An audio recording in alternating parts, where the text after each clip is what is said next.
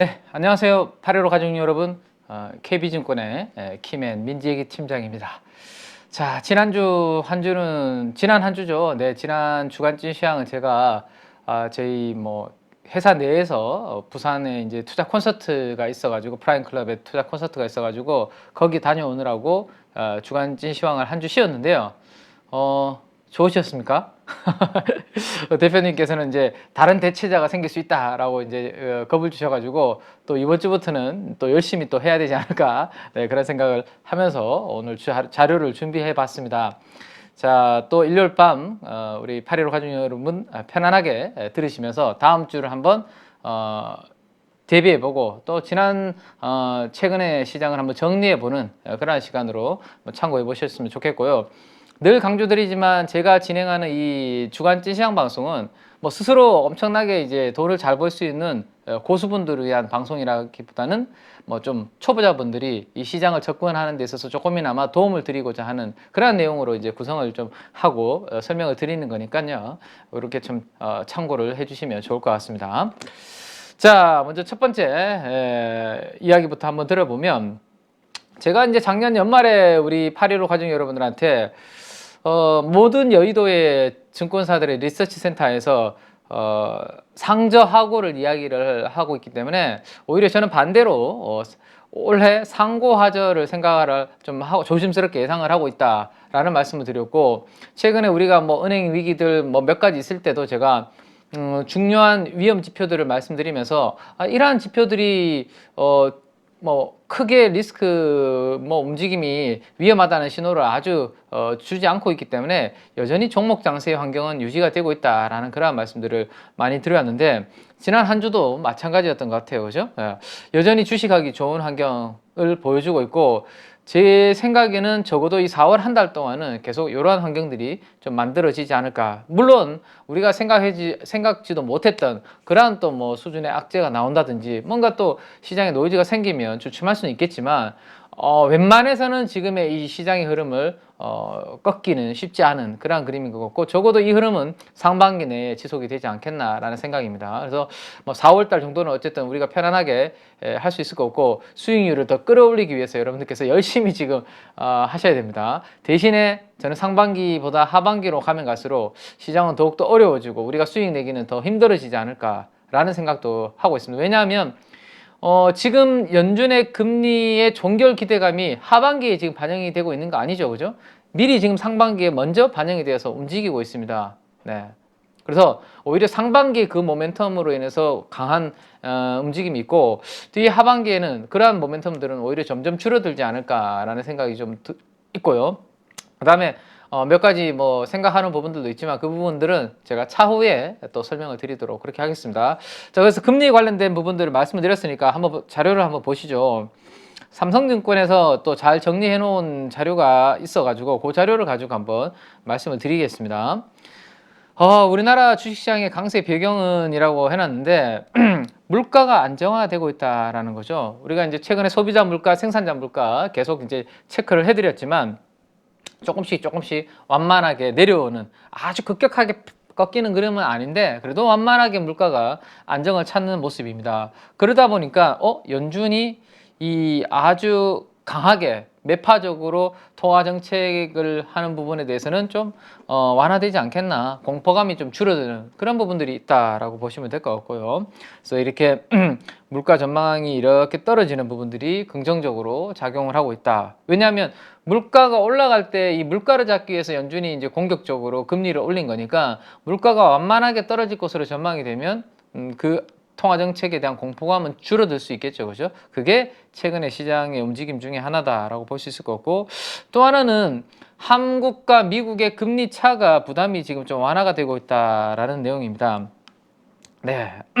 최근에 10년물 금리 기준으로 잠깐만 한번 자료를 한번 볼까요? 네. 10년물 기준으로 본드에 들어가서 미국의 10년물 금리를 한번 보시면 3.4%까지 최근에 이렇게 한 달 동안의 흐름을 한번 볼까요? 네, 4% 위에 있다가 지금 보시면 저기 4% 위에 있다가 지금 3.3%까지 갔다가 주말에 금요일 날에는 3.4까지 살짝 올라오는 그러한 그림입니다. 그래서 금리가 과거의 높은 수준 대비해서 이렇게 최근에 조금 하락을 하고 있는 그런 부분들이 나타나고 있죠. 작년에 금리가 4% 이상으로 많이 올라가다가 지금 3.3, 3.4까지 하락한 부분이 있고, 연준의 통화정책을 잘 반영하는 2년물도 마찬가지의 흐름입니다. 5%를 넘어섰잖아요. 이게 통화정책이 매우 매파적으로 이렇게 긴축을 강하게 할 때 5%를 넘어섰다가 최근에 4% 아래로 2년물도 떨어지는 그러한 그림. 자, 이런 부분들이 나타나니까 미국과 우리나라와의 금리 차가 많이 벌어졌다가 그 부담이 조금 축소되면서 부담이 완화되는 그러한 내용들도 코스피한테는 긍정적으로 작용을 하고 있다 라고 그렇게 한번 보시면 될 것 같습니다. 자, 그래서 이제 본격적으로 한번 시장에서 이야기를 좀 해보면, 어쨌든 그래서 4월 달도 열심히 우리가 수익을 내기 위해서 적어도 한 뭐 세린메이라고 보통 이야기를 하죠. 5월 달에는 주식을 팔고 떠나라라고 이야기를 많이 월가에서는 하는데, 뭐 4월 달, 5월 달까지는 주식하기 좋은 환경이 좀 이어질 수 있다라는 전제하에, 그러면 어떤 쪽을 우리가 좀 봐야 될까? 오늘은 바로 들어가도록 그렇게 하겠습니다. 일단은 반도체 쪽 이야기는 요즘 뭐 많은 분들이 반도체 이야기를 또 다시 이제 하고 계시기 때문에, 저는 오히려 우리는 예전부터 이제 반도체 이야기를 계속 공부는 해왔죠. 그죠? 어떤 내용이 나왔을 때 반도체는 업황이 바닥을 찍고 턴을 할 가능성이 높다라는 이야기를 해왔는데, 최근에 이제 많은 분들이 반도체 이야기, 바닥론을 이야기하다 보니까 오히려 남들이 다 이야기할 때는 단기로 살짝 조정을 또 받고 가려나? 뭐 이런 남들과 다른 생각? 이런 부분도 좀 하게 되는데요. 어제 KBS 9시 뉴스, 제가 매일 밤 자료를 만들면서 뉴스를 틀어놓고 이제 자료 업데이트를 하는데, 평소에 제가 뉴스를 잘 못 보니까 엑셀 파일 막 제 로직 돌릴 때라도 뉴스 틀어놓고 어떤 뉴스가 메인으로 나오는지를 제가 매일매일 저는 체크를 좀 하는 편인데, 금요일 밤 KBS 9시 뉴스의 첫 번째 뉴스는 삼성전자의 실적 부진 소식이었고, 그 실적 부진의 원인은 반도체였다. 뭐 그런 내용들을 이야기하더군요. 근데 첫 번째 뉴스 아니라 두 번째 뉴스였나? 세 번째 뉴스인가? 아무튼 옆에 이제 기자분을 한번 모시고 이제 그 앵커분이 진행을 하는데, 그 코너의 그 주제는 뭐였냐면, 첫 번째 이야기가 이렇게 실적이 엉망이었고 안 좋았는데 오히려 삼성전자와 하이닉스의 주가는 올랐습니다 라는 이야기로 그 코너를 시작을 했거든요. 그래서 이렇게 삼성전자 실적이 부진하고 반도체가 엄청나게 안 좋다라는 이야기 나올 때는, 제가 봤을 땐 길게 봤을 때는 괜찮아요. 그죠? 네, 괜찮죠. 이럴 때는. 왜? 이 반도체의 사이클과 주가의 관계를 잘 모르시는 분들은 9시 뉴스의 메인 뉴스로 저런 것들을 막 이야기를 할 때, 그 뉴스를 보면 야, 당분간 삼성전자 반도체 투자는 하면 안 되겠구나 라고 보통은 상식적으로 생각을 하게 되죠. 그죠? 그래서 뭐 오히려 이게 이제 바닥을 중기적으로 통과하는 그런 구간은 맞는 것 같고요. 반대로 만약에 제가 어느 순간 9시 뉴스에서 가족 여러분들, 제가 KBS 9시 뉴스를 봤는데요, 반도체에 대한 뉴스가 메인에 나왔는데 너무 실적이 좋고 그래서 주가도 뭐 좋다, 뭐 이런 이야기들, 그죠? 이런 이야기들이 오히려 메인에 나올 때는 어떻게 될까요? 반대의 흐름입니다. 그때가 오히려 남들이 이제 딱 보면 야, 반도체 실적이 저렇게 좋아? 그러면 이제 반도체 좀 사야 되겠네? 이런 생각들을 일반 분들은 그 뉴스를 보고 하실 수 있다는 거죠. 그럼 오히려 우리는 이때 남들이 별로 안 좋아할 때 막 메인 뉴스에서 저렇게 반도체 힘들고 삼성전자 실적 쇼크 났다라고 이야기할 때 가지고 있다가, 그죠? 어느 세월에 어느 사이클이 지나서 이런 내용들이 막 나올 때, 그때는 서서히 이제는 또 빠져나와야 되는 약간의 좀 남들과 다른 생각을 기본적으로는 좀 할 필요가 있다라는 것을 우리 초보자분들한테, 네, 뭐 고수분들은 뭐 알아서 다 하시니까 제가 뭐 고수분들을 위한 이러한 방송은 아니고요, 그죠?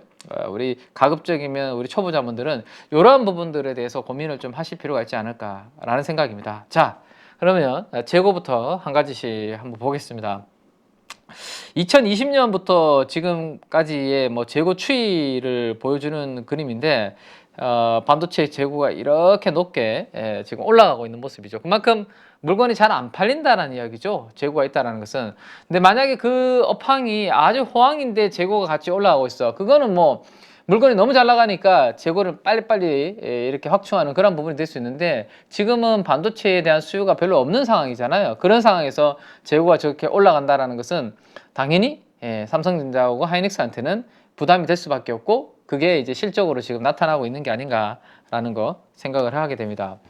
자, 그래서 이번에 삼성전자 실적의 흐름을 보시면 네, 분기로 6천억이라는 숫자가 나왔어요. 6천억. 네, 이거는 뭐 거의 잘 보기 힘든 그런 숫자입니다. 시장에서는 1조 정도로 예상했는데 1조보다도 4천억이나 덜 나왔죠. 6천억이 나왔고 그래서 96%나 하락을 했다. 뭐 그런 내용들이 나옵니다. 근데 이제 전체적으로 6천억 나온 거지. 그러면 반도체는 결국에는 적자가 나온 게 아닌가라는 것을 추정을 해볼 수 있겠죠. 그죠? 그만큼 반도체가 안 좋았기 때문에 저게 6천억밖에 안 나왔고 반도체를 제외한 나머지가 그래도 선방을 했기 때문에 전체적으로 적자가 안 나왔다 정도로 생각을 해보시면 될 것 같습니다. 자, 금요일날 이제 잠정 실적이 발표가 되고 설명 자료에서 삼성전자는 이렇게 이야기했습니다. 뭐 회사의 대응에 대해서 우리가 실적의 하락 요인과 회사 대응에 대해서 설명을 좀 드립니다라고 삼성전자에서 이렇게 자료를 배포를 하게 됩니다. 지금 보시면 워낙 IT 수요가 부진, 이거는 우리가 미리 제가 우리 대표님하고 작년 내내 이야기 드렸던 부분이 이겁니다. 아니 물가가 이렇게 올라가고 금리가 이렇게 올라가면 금리에 따라서 우리가 비용이 엄청나게 커지는데 생활하는 데 있어서 비용이 커지는데 요즘 편의점의 도시락이 엄청 우리 가족 여러분들 잘 팔리는 거 아십니까? 그리고 편의점 도시락 중에 하나가 최근에 아주 잘 팔리는 것 중에 하나가 네, 해자롭게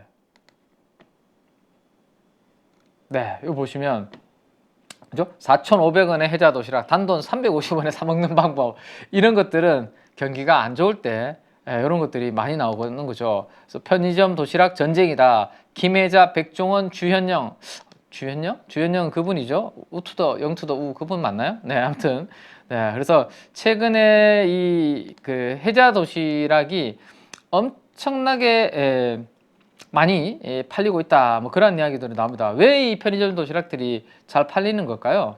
그만큼 한 끼 여의도에서 우리가 밥 한 끼 먹으려고 그러면 웬만한 곳은 평균적으로 많은 인상은 줘야지 여의도에서 점심 한 끼 먹을 수 있거든요. 그러다 보니까 좀 직장인들 그리고 이제 막 신입사원분들은 자금이 조금 부족하니까 그죠? 그래서 도시락 같은 걸로 이렇게 해결하시는 젊은 분들 또 대학생들 분들도 계시고 하다 보니까 잘 팔리는 그런 모습들이 나타나고 있다라고 보시면 될 것 같아요.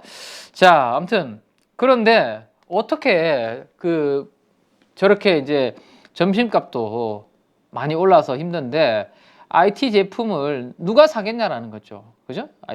그래서 이거는 부진할 수밖에 없다라는 이야기를 했는데 이 이유를 삼성전자에서 해놓으셨네요. 그죠?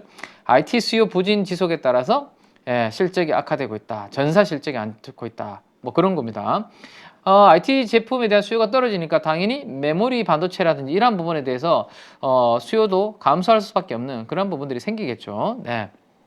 자, 그래서 쭉쭉쭉 내려가 보면 자, 그래서 아래쪽에 보시면 공급성이 확보된 제품을 중심으로 의미 있는 수준까지 메모리 생산량을 뭐 한다? 이게 이제 임팩트 있게 지난 금요일 날 주가에는 작용을 한 거죠. 드디어 삼성전자가 이 업계의 최고 1인자인 삼성전자가 의미 있는 수준까지 메모리 생산량을 하향 조정 중이다. 이 코멘트가 임팩트 있게 적용이 되었다. 시장에는 그렇게 보시면 될 것 같습니다. 그래서 뭐 단기 생산 계획은 하향 조정했지만 중장기적으로는 그래도 수요가 앞으로 견조할 거기 때문에 뭐 클린룸 확보라든지 이런 기초적인 인프라 투자는 계속 할 거고 R&D 투자도 계속 할 거다라고 했지만 어쨌든 요 부분에 시장은 주목을 한 거죠. 자, 그래서 SK 하이닉스 같은 경우도 이제 지난 금요일 날 6% 가깝게 주가가 올랐는데 SK 하이닉스는 온리 메모리 반도체 쪽이 많습니다. 그죠? 뭐 삼성전자는 저렇게 주가가 실적이 선방한 이유가 핸드셋, 모바일 쪽도 있고 디스플레이 쪽도 있고 뭐 몇 개 사업부가 이렇게 분할이 되어 있지만 나눠져 포트폴리오가 이루어져 있지만 하이닉스는 반도체 온리 퓨어한 반도체 기업이잖아요. 그러다 보니까 이게 삼성전자보다 오를 때는 더 오르고 빠질 때는 더 빠지고 변동성이 참 심한 부분이 있고 특히나 비메모리보다는 메모리 쪽이 더 많죠. 그래서 삼성전자가 실적 발표에서 메모리 생산량 하향 조정 언급을 해버리니까 야 빠르면 어떻게 되겠나?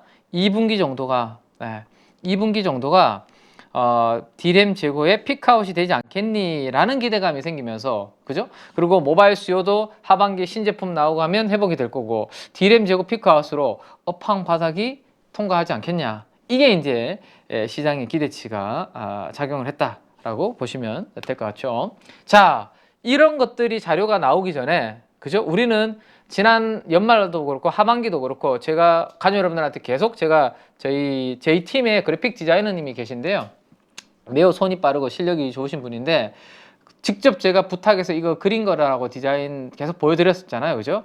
반도체 산업의 사이클은 이 사이클로 움직이니 지금은 오른쪽 사이클이 아니라 왼쪽의 사이클이다. 그죠?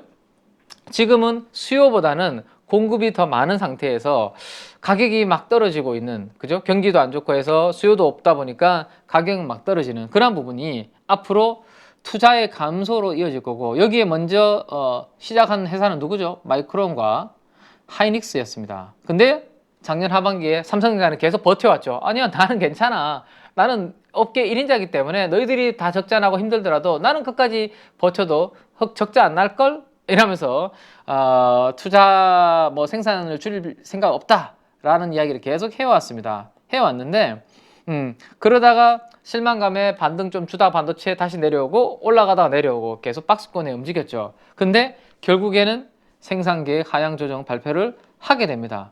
업계 1인자가 업계 1인자가 하니까 이제는 뭐 이게 강하게 임팩트 있게 작용을 하게 되는 거죠. 그러면 이게 삼성전자가 저렇게 물량을 이제 생산량 하향 조정을 하면 적어도 몇 개월, 길게는 1년 뒤에 시장에 반도체의 공급은 줄어들겠네. 그죠? 그러면 지금까지는 어떻게 됐나요? 공급과 수요가 있는데 공급이 더 많은 상태에서 이제는 수요가 일정 부분 이제 바닥을 찍고 조금 물가가 꺾이면서 올라와 주는데 공급이 줄어든다?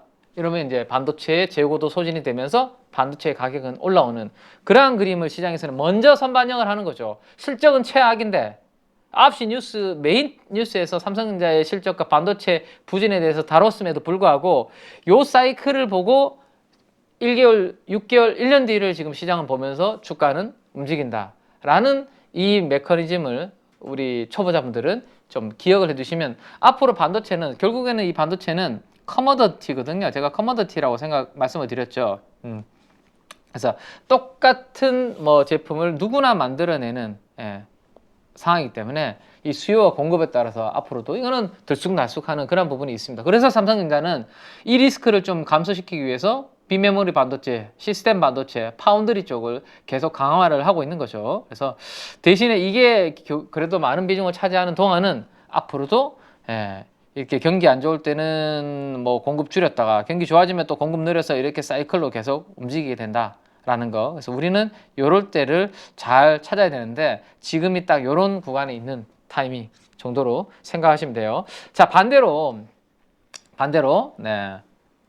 자, 아니요 라고 해서 다시 한번 좀 그려볼게요. 자, 반대로 그러면 언제 그러면 지금은 가지고 계셨던 분들이 요렇게 사이클이 도는 동안 고점에서 뭐 8만 전자, 9만 전자, 뭐 아니면 하이닉스 10만 원, 9만 원 사신 분들은 지금 답답하게 물려서 기다리고 계시는 거 아닙니까? 저도 지금은 PBR 1배, 삼성전자 1배 전후, 하이닉스 PBR 0.8배 전후에서는 기다리면 된다.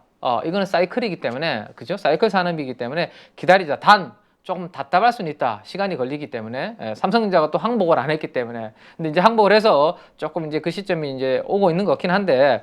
자, 그러면 이제 기다렸다가 주가가 회복되면 언제 팔아야 될까? 언제? 아까 말씀드렸죠. 가장 쉬운 것 중에 하나. 9시 뉴스에, 메인 뉴스에 삼성전자가 너무 호황이고 돈 잘 번다 이야기 나오고 반도체 쪽에서 완전히 대박이 난다는 이야기가 나올 때 오히려 그때는 조심해야 되는 때가 되고 돈을 잘 버니까 어떻게 할까요? 시장에서는 야 이거 돈 잘 벌 때 엄청나게 투자 때려 부어야 되겠네. 그죠? 투자가 증가할 거예요. 투자가 증가하면서 생산계획 상향 조정을 점점 할 거고 그러면 시차로 두고 점점 6개월, 1년 뒤에는 공급 물량이 늘어나겠네. 그죠? 근데 수요가 받쳐주지 못하면 결국에는 이게 또 다운 사이클로 진입을 하게 되는 겁니다. 그래서 돈 잘 벌 때 결국은 투자 늘릴 것이고 공급이 늘어날 거니까 그때 오히려 돈 잘 벌 때 조심해야 되는 거예요. 아시겠죠? 네, 그렇게 큰 그림입니다. 이거는 큰 그림. 중간중간에 작은 사이클로는 뭐 다를 수 있지만 매우 큰 그림으로는 이 부분을 염두에 두시면 되고 자, 그래서 이제는 뭐 이런 기사가 막 나오네요. 금요일 날 한국경제신문에서 나온 기사 중에 하나인데 JP모건에서 재고가 2분기가 정점이니까 야 삼성전자 주식을 모아라 라고 이제는 막 이런 이야기들을 하고 있네요. 그죠? 그래서 참 뭐 한 주 전, 2주 전 뭐 이렇게 뭐 분위기가 달라질 수 있을까? 어쨌든 삼성전자가 그렇게 움직이니까 시장에서는 긍정적으로 이런 외국계에서도 이런 내용들이 좀 나오고 있다라고 보시면 될 것 같습니다. 자, 지난주에 제가 화요일이었나요? 수요일이었나? 삼성전자 이번 주 금요일 날 실적 발표 있으니까 미리 제가 이 부분에 대해서 설명을 드립니다 라고 제가 개장 전 방송에서 설명드렸던 게 뭐냐면 결국에는 반도체는 우리가 내수로 사용하는 것보다 수출하는 게 훨씬 더 규모가 크잖아요. 그죠? 수출. 그래서 우리가 매월 첫 1일에 우리나라에서는 수출 데이터를 발표하는데 그 수출에서 가장 많은 비중을 차지하는 게 결국에는 반도체예요. 그래서 반도체 수출이 살아나면 우리나라 전체의 수출도 살아나고 반도체 수출이 감소하면 우리나라 전체 수출도 안 좋은 그런 부분을 보이게 되죠. 그래서 제가 먼저 삼성전자 실적 발표하기 전에 그래도 수출 데이터가 바닥을 좀 통과하고 있다, 바닥을 다지고 있는 모습을 보여드린 겁니다. 왜?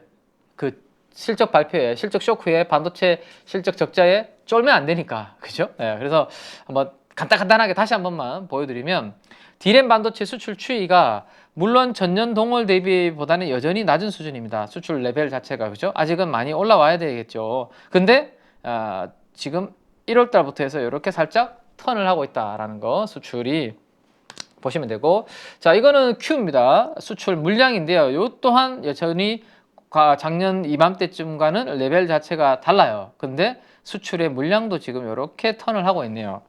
자 가격은 물량보다는 아직까지 턴하는 느낌이 조금은 완만하네. 그죠? 옆으로 약간 이렇게 좋아지고 있네요. 예. 그러니까 가격은 아직까지 많이 수출 가격입니다. 회복하지 못하고 요거도 전년 이맘때쯤 대비해서는 여전히 많이 낮은 수준이다. 근데 가격이 낮다 보니까 조금씩 재고가 이렇게 조금씩 나가는 그죠? 물량은 좀 증가하는 D램 쪽에서 수출 물량은 증가하는 바닥을 찍은 그런 모습들이 나타나고 있다라는 거고 조금 전에는 D램이었고 지금은 낸드인데요. 자, 낸드 쪽은 훨씬 더 드라마틱하게 지금 바닥을 쭉 찍는 그런 그림이 나타나고 있죠. 낸드의 수출 추이는 물론 이것도 아직까지 지난 이맘때쯤 레벨까지는 아니지만 그래도 D램 대비해서는 꽤 레벨이 많이 좁혀졌죠. 수출이 이렇게 회복이 연초부터 해서 되고 있다. 자, 물량은 이미 전고점을 넘어섰다라는 말씀을 드렸습니다. 낸드의 물량은 Q는 물량을 넘어서고 있다라고 말씀드렸습니다. 자, 가격 한번 볼까요? 가격은 여전히 낸드의 가격은 여전히 안 좋은 그런 모습을 보여주고 있어요. 그래서 D램과 낸드의 가격은 여전히 조금 안 좋은 상황에서 물량을 많이 지금 늘리면서 방어를 하고 있는 그죠? 수출 이제 회복을 조금씩 방어를 하고 있는 그런 모습들이 전체적으로 나타나고 있다. 그러면 이제 자 P 곱하기 Q인데 그죠? 이게 매출이라고 볼 수 있죠. 세일즈 매출인데 자 P는 아직까지 슬로우한 상태예요. 완만하게 지금 조금 회복되는 모습 그죠? 근데 Q가 바닥을 찍고 이렇게 턴을 하고 있는 그런 상황입니다. 그러면 여기에서 이게 좋아지려면 누가 좋아지면 되나요? 가격만 바닥을 찍고 조금 강하게 턴어라운드를 해주면 훨씬 더 이제 실적이 올라오는 그러한 그림이 될 텐데 누가 드디어 큰형님인 삼성전자가 우리가 공급을 줄이겠노라 라고 이야기하니까 반도체 가격의 바닥에 대한 기대감이 커진 거죠. 그죠? 이렇게 보시면 될 것 같습니다. 그래서 제가 수요일 날 앞에 수출 데이터와 함께 이 실적 발표 전에 말씀드렸던 그래프가 요거죠. 삼성전자의 빨간색인 주가의 바닥은 과거에 실적이 박살이 났을 때 적자 또는 거의 BEP 정도 수준까지 나왔을 때가 삼성전자의 주가는 오히려 바닥인 경우가 많다. 중기적으로입니다. 중기적으로. 예. 그래서 이번에도 실적이 아주 부진하게 나온 그때가 중기 바닥이 될 가능성에 대한 이야기를 우리가 미리 그 개장전 방송을 통해서 공부를 했었습니다. 그죠? 그래서 요 사이클, 방금 말씀드렸던 요 사이클들을 가지고 여러분들이 잘 기억을 해두시면 앞으로도 요 부분은 좀 반복이 계속되지 않을까. 파운드리가 의미 있는 수준으로 올라오기 전까지는 제가 봤을 때는 네, 앞으로 이 사이클은 당분간은 좀 이어지지 않을까라는 거 생각해 보시면 될 것 같습니다. 네, 좀 넘어가고요. 네, 그래서 삼성전자의 투자자별 누적 순매수 포지션을 한번 그려봤는데요. 지난 금요일 날 그동안 좀 관심 없던 기관들이 조금씩 입질이 들어오기 시작했네요. 네, 사모펀드가 조금 샀고요. 연기금은 아직까지 삼성전자에 대해서 별로 관심이 없는 것 같아요. 우리나라를 대표하는 이 기금인데 연기금 쪽에서는 삼성전자에 대해서는 관심이 없는 것 같고 투신에서 조금 들어왔네요. 네.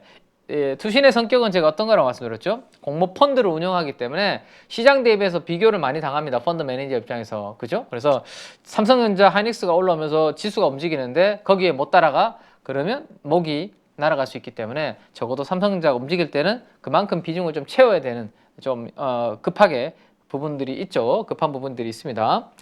자, 그 다음에 이제 그래서 기관들은 아직까지 큰 금액의 움직임은 없는데 그러면 누가 삼성전자를 계속해서 긍정적으로 사모았냐? 외국인입니다. 외국인. 외국인. 자, 요게 그림이 살짝 제가 한 누적 순매수 그림을 하나만 보여드리면 삼성전자 한번 보시면 이 매일매일 삼성전자에 대해서 누적 흐름을 한번 보시면 될 것 같은데요. 잠시만요. 이거를 조금만 더 당겨서. 네. 자, 지금 한번 보시면 최근에 요겁니다. 여기 삼성전자 외국인 순매수 대금 일간이라고 되어 있죠. 그래서 최근에 보시면 다 플러스입니다. 2천억, 3천억, 600억, 1000억. 그죠? 그리고 지난 금요일 날 8,700억 한 방에 찍었어요. 그래서 삼성전자에 대해서 외국인들은 그래도 꾸준하게 이렇게 사는 모습들이 나타났고 그러면서 주가가 하이닉스보다는 조금 더 강하게 이렇게 올라오는 그런 그림이 되었다라고 보시면 되겠죠. 자, 그래서 제가 이제 호기심이 살짝 발동을 하게 됩니다. 어떤 호기심이 발동을 했을까요? 지난주 금요일 날 삼성전자에 대해서 외국인들이 8,764억을 한 방에 이렇게 사더라고요. 그래서 제가 궁금했습니다. 그러면 2000년도부터 지금까지 삼성전자에 대해서 8,000원 이상 샀는 날이 있는가? 그리고 8,000원 이상 사고 난 다음에 주가가 과연 어떻게 되었을까? 요거는 제 개인적인 호기심에서 한번 만들어 본 거니까 가족 여러분들 한번 참고해 보시기 바랍니다. 2001년부터 삼성전자에 대해서 하루에 8,000원 이상 매수를 한 날은 이렇게 4일밖에 안 되더군요. 지금 보시면 18년도, 22년도, 20년도, 23년도 이렇게 4거래일밖에 없었습니다. 그래서 그 4거래일을 차트에 새로 그 줄로 제가 표시를 다 해놨습니다. 자, 2018년 5월 31일 1조 1000억이나 무려 샀네요. 요때. 그죠? 요때. 그 다음 2020년 7월 28일 9,179억 요때입니다. 네. 그 다음 세 번째가 2022년 3월 24일 여기입니다. 네. 요렇게 세 번이 삼성전자에 대해서 하루에 8,000원 이상 순매수한 날이다 라고 보시면 되고 마지막으로가 여기죠. 지난 금요일. 그죠? 마지막으로 요렇게 4번 정도가 있었다라고 보시면 돼요. 그러면 8,000원 이상 사고 난 다음에 주가가 과연 항상 좋았을까? 그거는 약간의 퀘스천이 있네요. 그죠? 퀘스천. 왜?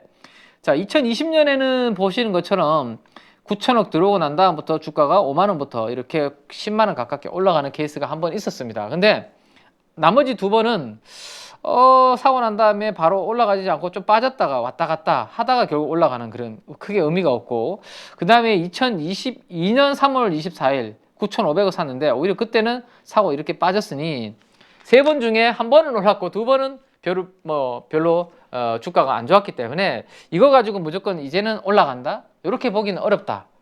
그죠? 어렵지만 그래도 지난 2020년 7월 달처럼 흐름이 될 수도 있으니까 8천 이상 들어온 요 날부터 우리는 의미 있게 어쨌든 좀 관찰은 계속 해야 되지 않나 라는 겁니다. 아시겠죠? 예, 그래서 지난 금요일 날 삼성전자가 8천 원 이상 샀는데 2001년부터 지금까지 20년 동안 하루에 8천 원 이상 샀는 날은 단 4번밖에 없었고 이번에 제외하면 3번밖에 없었고 3번 중에 한 번이 주가가 아주 강하게 움직이고 2번은 별로 재미가 없었다. 그래서 이번에는 과연 어떻게 될까?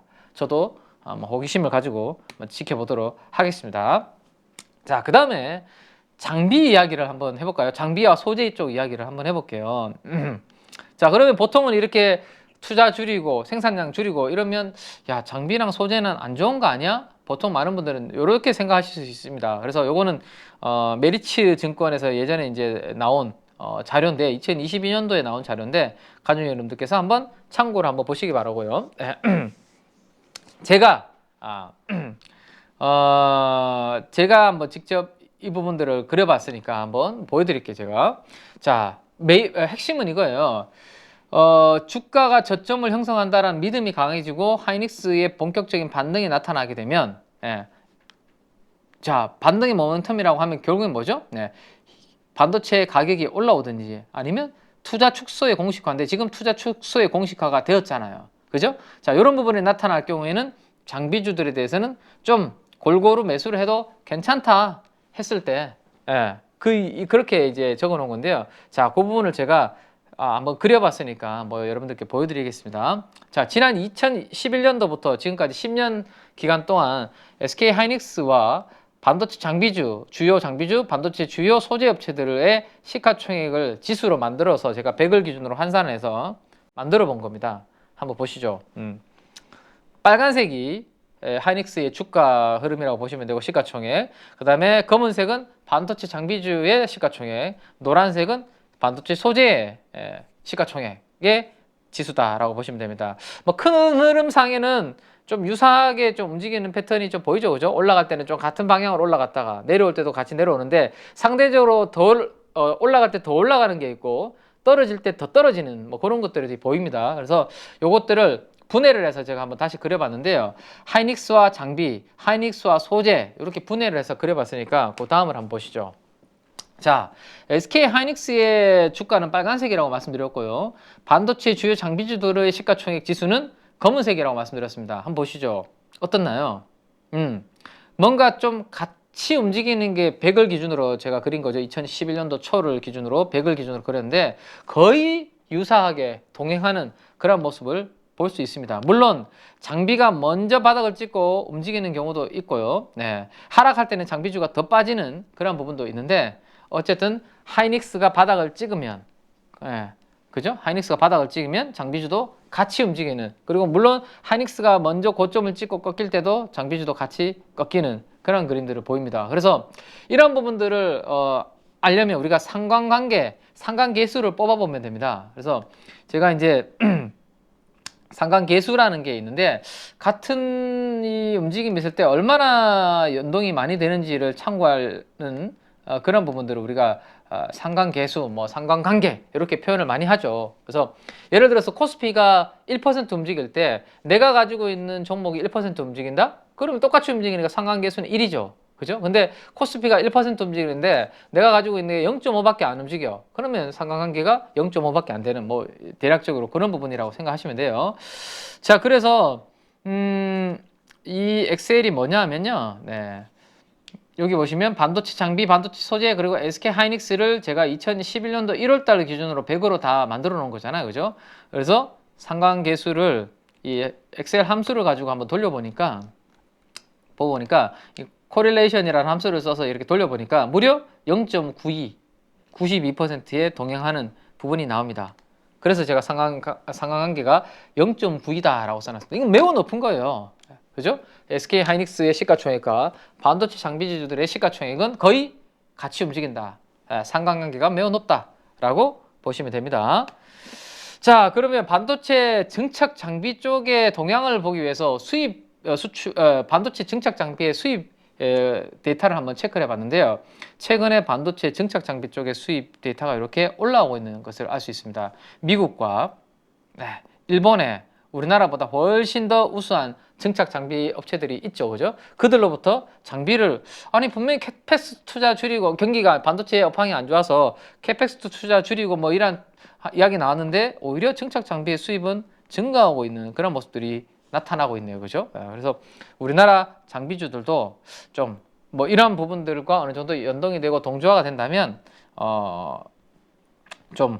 바닥을 좀 어두운 터널을 지금 거의 막바지로 지나고 있는 게 아닌가라는 거 한번. 그러니까 엄청나게 고사양의 증착 장비 뭐 장비주들은 미국이나 일본에 있는 회사들 거 우리가 쓰겠고, 그다음에 뭐 EUV 장비면 당연히 뭐 ASML 같은 네덜란드 장비를 쓰겠지만, 그것보다 조금 레벨이 낮은 것들은 결국에 우리나라 국산화, 그죠? 뭐 원익 IPS, 테스, 뭐 PSK 뭐 이런 것들을 쓸 거니까, 그죠? 그래서 이런 부분들도 이제 바닥을 턴하는 그런 이제 수입 데이터를 통해서도 한번 추정을 해볼 수 있을 것 같고, 그다음 이제 작년에 제가 이제 반도체 애널리스트 분한테 세미나를 이제 들을 때, 저는 이제 저 혼자 공부하기는 어렵잖아요, 이런 모든 산업을. 그래서 뭐 저희 회사 애널 아니면 타사 애널 분들을 좀 부탁을 해서 모셔서 저는 세미나를 이제 산업 세미나를 저는 개인적으로 좀 듣고 있는데, 작년도 제가 이 10월경에 세미나를 들었을 때 제가 공부하면서 메모해놨던 자료가 이 자료입니다. 그거를 제가 그대로 캡처해 놓은 거거든요. 자, 반도체 삼성전자의 이 클러스터, 큰 클러스터 평택에 있죠. 이 P3가 여기입니다. P3가. P2, P3인데 2023년부터 본격적으로 생산, 양산에 기여를 하는 쪽이 이쪽이고, 여기가 생산하고 양산이 되려면 장비부터 반입이 돼야 되잖아요, 그죠? 그래서 올해가 바로 여기에 장비가 서서히 반입되기 시작하는 그런 원년이다라고 보시면 또 될 것 같아요. 뭐 그런 부분들도 또 있다라는 거 참고해 보시고, 그래서 반도체 장비주, 주요 장비주들은 뭐 다양한 장비주들은 많지만 그래도 어느 정도 시장에서 조금 각 분야별로 나름대로 한 자리씩 하고 있는 반도체 장비주들만 제가 한번 뽑아 본 거니까요. 요거는 최근에 밸류에이션, 그러니까 지금부터 1년 뒤에 벌어들일 이익을 기준으로 밸류에이션을 뽑아놓은 건데, 사실 반도체 장비주들은 무조건 이 밸류에이션이 싼 것만 가지고 투자하기는 어려워요. 실적이 지금 안 좋을 때 고퍼에 사서 실적이 나중에 좋아질 때 저퍼에 팔아야 되는 그러한 사이클로 반도체 장비주를 또 투자하는 부분도 있거든요. 그래서 뭐 요거는 참고 삼아 여러분들께서 한번 보시면 되겠습니다. 그래서 PR 스트립 장비, 포토 레지스트를 강광액을 바르고 이제 회로를 그리고 난 다음에 쓸 필요 없는 부분을 벗겨낼 때 필요한 이 스트립 장비 PSK는 여전히 7배 정도 수준 중반밖에 안 하네요, 그죠? 그런 정도 한번 참고해 보시고. 그러면 이들이 주가는 근데 연초 대비해서 안 올랐냐? 아닙니다. 꽤 이미 올라왔어요. 물론 2차 전지의 막 대장주들보다는 덜하지만 수익률이, 그죠? 30%에서 40%씩 이렇게 수익률이 연초 대비해서는 올라오고 있네요, 이미, 그죠? 한번 참고해 보시고요. 자, 그 다음 장비를 봤으니까 소재를 한번 봐야 되겠죠, 소재. 근데 소재는 조금 장비하고는 약간 이 움직임이 다른 것 같아요. 아까 여기에서도 보셨지만, 노란색이 소재거든요.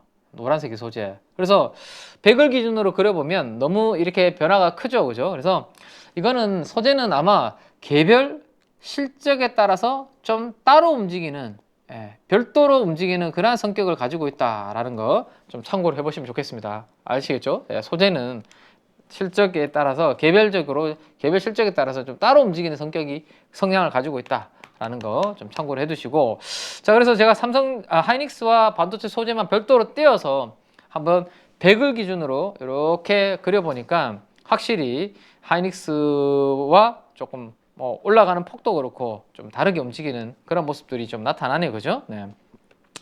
자, 이렇게 한번 보시면 될 것 같고요. 자, 그래서 소재 업체들의 밸류에이션도 한번 뽑아보니까 원익 QNC가 10배 미만으로 좀 싸게 거래되는 부분들이 있고, 나머지 종목들도 그렇게 밸류에이션 한번 참고해 보시고요.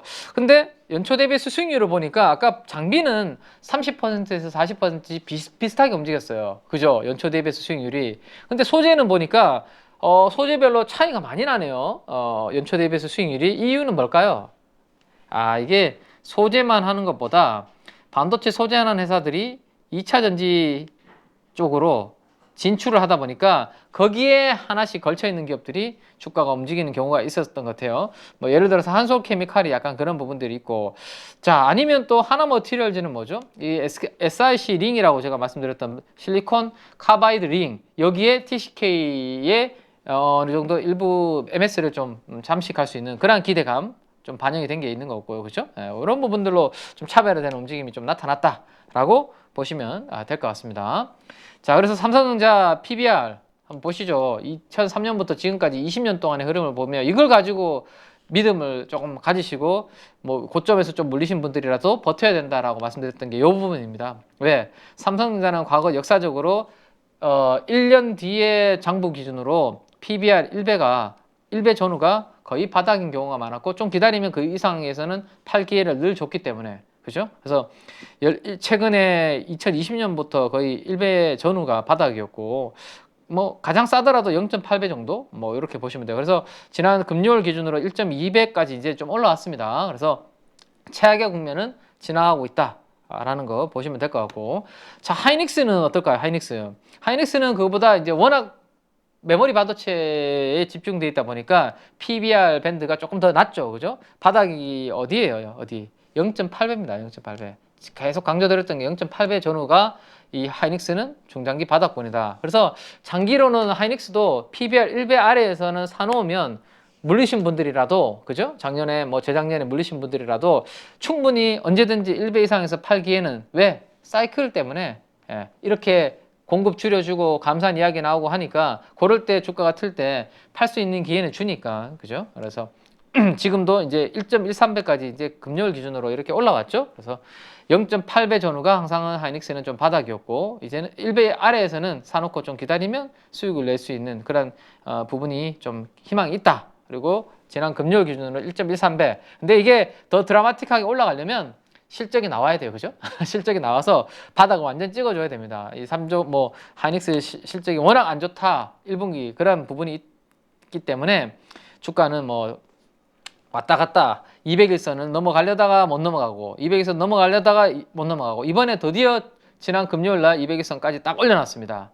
그래서 여기 갭 상승 나왔을 때 제가 말씀드렸죠. 첫 번째 1번의 갭 상승 나왔을 때 하이닉스는 요게 아주 신뢰가 높은 상승 갭을 만들어 줄 거고 강한 지지력 역할을 해줄 거다라고 말씀드렸는데, 이번에 하락 갭도 금요일날 돌파를 했으니까 바닥은 통과하는 건 맞는데 조금씩 아마 우상향하는 그런 그림으로, 뭐 단기간에 이 무거운 게 뭐 급등을 하겠어요, 그죠? 그래서 시장 수급에 따라서 영향을 받으면서 PBR 0.8배에서는 바닥을 찍는 그런 사이클로 보시면 되겠죠.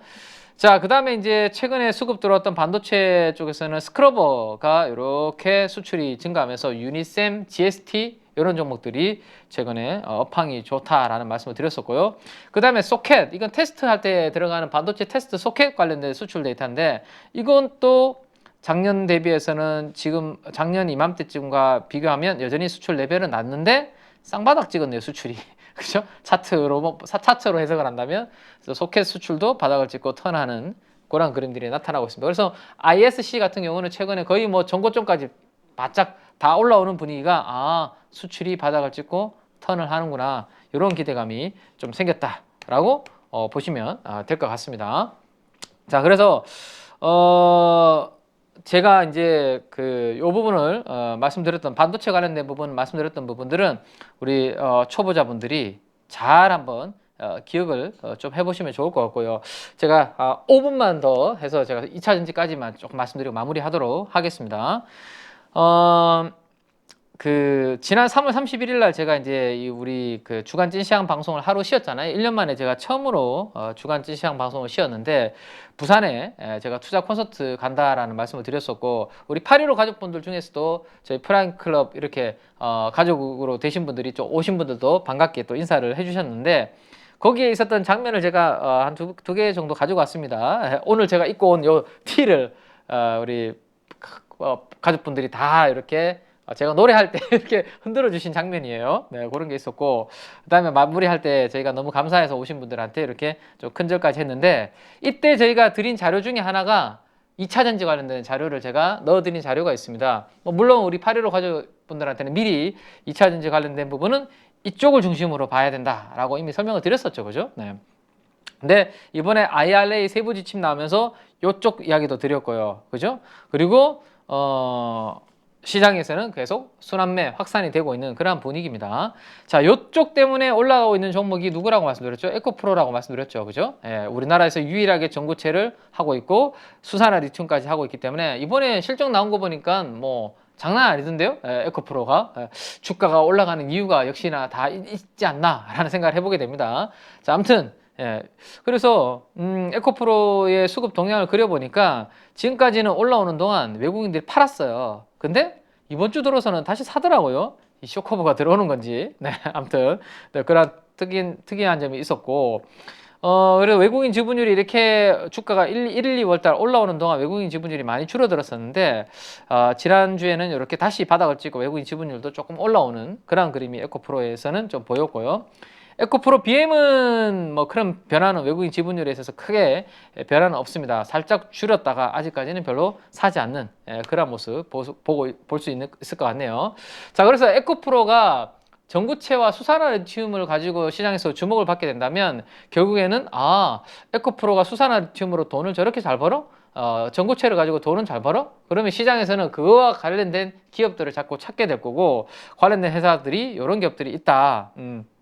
그러니까 지금 코스모 화학이라는 회사가 주가가 엄청 올라가고 있는 거 아시죠? 사실 작년부터 주가를 그려보면 에코프로보다는 코스모 화학이 주가가 더 올랐습니다.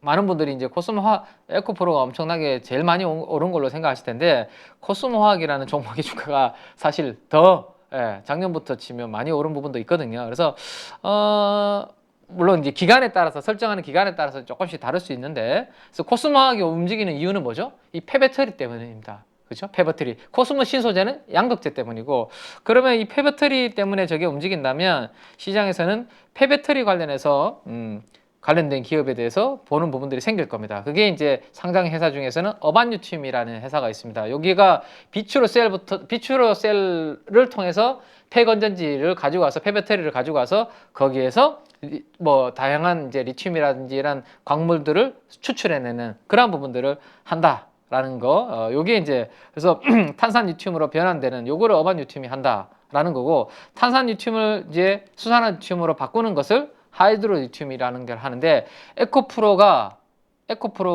수산화 리튬의 부분이 점점 부각이 되고 시장에서 평가를 높게 받으면 받을수록 돈을 많이 버는 것을 보여주면 보여줄수록 야 우리나라에서 수산화 리튬 진짜 양산에서 돈 버는 회사 다음 회사 누구야? 라는 것을 찾게 되면 아마 이런 기업들을 공부를 하게 되지 않을까라는 생각 해볼 수 있을 것 같네요. 자, 그래서 에코프로가 앞으로 그런 부분들에 대해서 평가를 받는 것을 잘 봐야 될 것 같고 그 다음에 이제 마지막으로 말씀드리는 게 저는 이제 LFP와 원통용 쪽 이야기를 많이 해드렸고 그 중에서도 음극재 이야기도 계속 해드렸는데 이번에 음극재 쪽에서 그 다음에 LFP와 관련해서 제가 이제 우리 KB증권의 프라임클럽 가족분들한테 제가 이제 카카오톡으로 보내드렸던 종목들은 이런 내용들이었습니다. 이녹스, 광무, 중앙 DNM 이런 거였거든요. 근데 지난 금요일날 이녹스가 주가가 빵 뛰었죠. 거의 상한가 가깝게 갔는데 실리콘 음극재 기업들이 이거 앞으로 이 실리콘 음극재를 탑재하는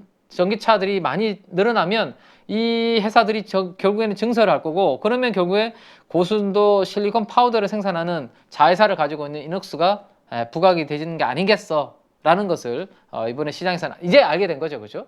그래서 그런 부분들로 이제는 음극재 관련주들이 좀 움직이고 있고 그다음 마지막으로 이제 배터리 셀 업체 중에서는 SK온입니다. 근데 SK온은 상장이 아니죠. 그죠? SK이노베이션으로 지금 상장이 되어 있습니다. 그래서 S-오일이 지금 부진한데 SK이노베이션은 주가가 많이 올랐다. 그러면 이거는 정유 때문에 가는 게 아니죠. 결국에는 2차전지 때문에 움직이는 거고 양극재는 이미 주가가 이만큼 가 있는데 배터리 셀은 별로 못 올랐어요. 그 중에서도 SK이노베이션, SK온이 가장 못 올랐는데 앞으로 우리가 많이 듣게 될 이야기는 소비자한테 이제 우리가 뭐 이렇게 혜택 주는 건 다 아는데 배터리 생산하는 생산자들한테도 세액 공제 주는 AMPC 이게 핵심입니다. 이번에 LG 에너지 솔루션 실적 나왔을 때부터 애널리스트 분들이 이 부분을 반영해서 실적 추정치 올리고 목표 주가 상향 조정을 시키고 있죠. 근데 앞으로 이 생산 세액 공제로 인해서 가장 혜택을 많이 받을 회사는 SK온입니다. 그렇기 때문에 SK온이 10년 동안 앞으로 31조 원의 혜택을 받을 거다. 그러면 지금 주가 수준은 너무 싼 거 아닌가. 그래서 미국의 이 공장 수율이 아직은 조금 미진한데 요것만 조금 회복되는 모습만 나타나면 이 저평가된 부분이 많이 해소가 되지 않을까. 왜? 중국과 유럽에서는 수율이 이제 80% 초반으로 올라갔고 그것은 BP 수준까지 이제 올라온 거거든요. 그래서 하반기에 SK이노베이션의 턴어라운드 한번 기대해 볼 수 있지 않을까 싶고, PBR 0.74배에서 배터리 셀 업체로서 이걸 본다라면 너무 싸지 않나 라는 생각들을 하게 되지 않을까 싶네요. 자, 그래서 뭐 나머지 자료들은 제가 자료실에 다 넣어 드렸으니까 우리 가족 여러분들이 뭐 방송 끝나고 한번 자료실에서 다운 받으셔서 직접 한번 보시면 어떨까라는 생각입니다. 자, 한 주 쉬었다가 다시 또 오래간만에 주간지 시장을 한 주 쉬었다가 하니까 제가 시간을 조금 조절을 잘 못한 부분이 있는데요. 다음 주부터는 조금 더 가족 여러분들한테 좀 도움되는 그런 이야기 해드릴 수 있도록 준비 잘 하도록 하겠습니다. 그리고 오늘 못다한 이야기들은 또 다음 한 주 동안 우리 4월 달은 열심히 주식 또 투자해야 되니까요. 개장 전 방송에서 다양한 또 종목 이야기 해드리도록 그렇게 하겠습니다. 자, 일요일 밤 꿀잠 주무시고요. 내일 개장 전 방송에서 다시 인사드리도록 하겠습니다. KB증권의 김행 민재기 팀장이었습니다. 감사합니다.